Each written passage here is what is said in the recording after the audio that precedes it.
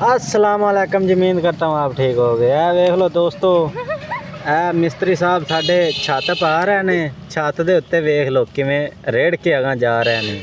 छत बड़ी मजबूत है, इसलिए आ वेख लो जैंप मार रही है। मिस्त्री साहब थोड़ा जिहा परां टुर टुर ते विखावी।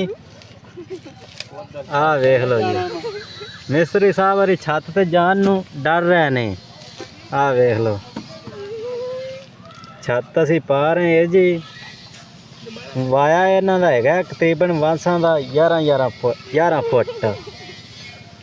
उत्ते पत्तल पा के ते बांस भी बड़े विरले पाए ने।